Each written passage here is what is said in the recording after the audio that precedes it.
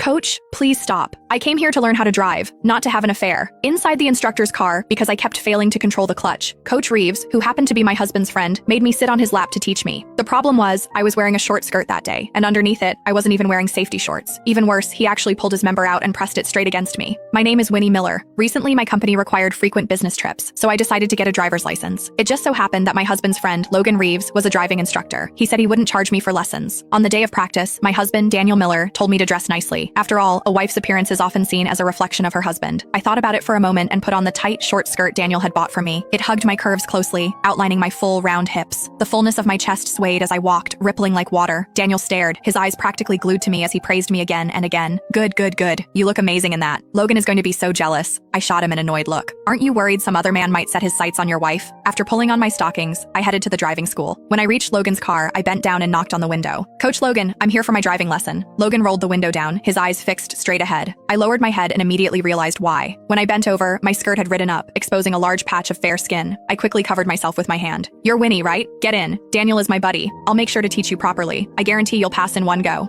After I sat in the passenger seat, he patted my thigh. Watch carefully. Left foot presses here, right foot releases. When the car starts to shake, that's the friction point, the half clutch. Come over and try it. After stepping on the clutch, I couldn't control the pressure properly and stalled the car. I tried several times, but it stalled every time. Logan couldn't watch anymore. He grew impatient and directly placed one hand on my thigh. I didn't know if it was my imagination, but his broad palm seemed to deliberately rub against my stockinged thigh. My nerves instantly tightened. I'll teach you how to control the pressure. When I press with my hand, you release the brake. The closeness only made me more nervous. I hesitated and said, Coach, this isn't appropriate. My husband is your close friend. Touching my leg like this. He laughed loudly. What's there to be afraid of? I'm only anxious to teach you well because of Daniel. I'm not taking advantage of you. Other students don't even get this kind of attention. I relaxed a little. With his guidance, I stepped on the clutch. The car began to shudder gently. Suddenly, his hand pressed down harder, gripping my thigh firmly. Don't move your foot. This is the point. Then slowly release the brake. This was the first time in my life that another man besides my husband had touched my thigh. Even through the stockings, I could feel the warmth of his palm. A strange flutter stirred in my chest. My nerves snapped. I released the brake too quickly, and the car lurched forward violently. Logan slammed on the instructor's brake. The sudden force threw my body forward. His hand slid straight under my skirt. My entire body jolted as if struck by electricity, numb and tingling all over. The humiliation was overwhelming. Logan withdrew his hand and looked at me. You have to release it slowly. Don't be nervous. Let's try again. I took a few deep breaths. This time, the car finally started smoothly. Next came reverse parking. That completely defeated me. I tried again and again, yet the car never went in properly. Either I crossed the line or parked crookedly. Not once did I succeed. Logan shook his head.